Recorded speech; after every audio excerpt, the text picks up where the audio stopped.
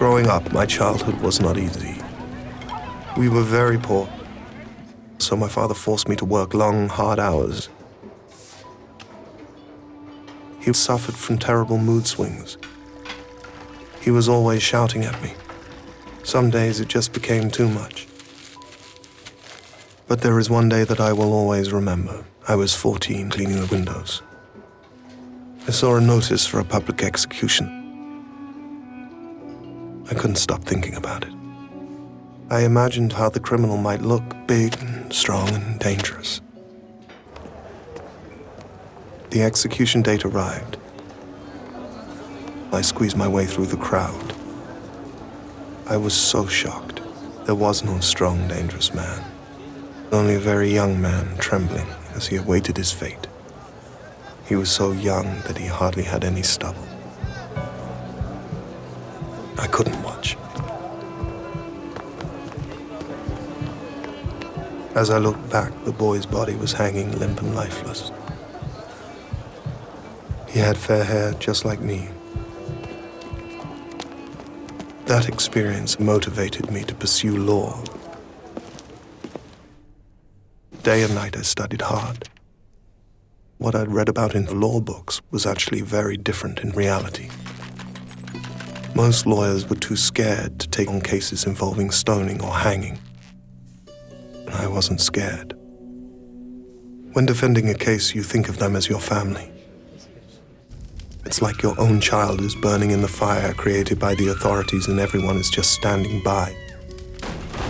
It became my life's purpose to save these young people. Over the next 14 years, I defended many of these juvenile offenders, nearly 20 of whom were saved. One day I received a call about a young man who was only 17 when he committed his crime. I asked, "What's his name?" He answered, "Behnoud Shojaei." A fight had broken up. Behnoud intervened. One of the boys insulted Behnoud's dead mother. Behnoud grabbed a piece of glass, stabbed the boy, and fled the scene. The boy subsequently bled to death. Upon learning this, Behnoud immediately handed himself in and confessed to the police. He was sentenced on the 2nd of October, 2006. He was just 17 years old when he committed his crime. Over the next 3 years, Behnoud's execution date had been set and postponed 6 times. On the 7th occasion, I was summoned to Evin prison at 3:30 a.m. It was still dark when the victim's family arrived. The crowd rushed toward them, begging them to forgive Behnoud.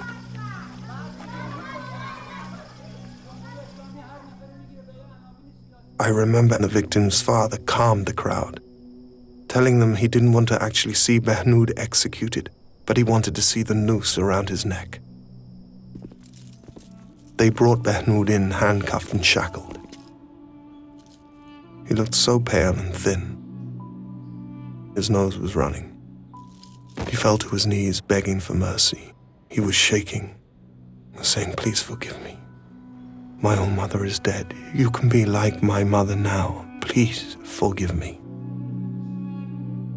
She said, "Fine, let's see what happens." We all went to the execution room. A soldier helped Behnoud up and placed the noose around his neck. Finally, the official turned to the victim's parents, saying, "Here is Behnoud. What do you want to do now?" The victim's sister threw herself at her mother's feet, pleading her to forgive him.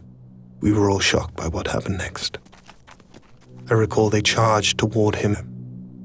We all shouted, "No, no." After that, everything went black. Outside, the crowd were praying for Behnoud.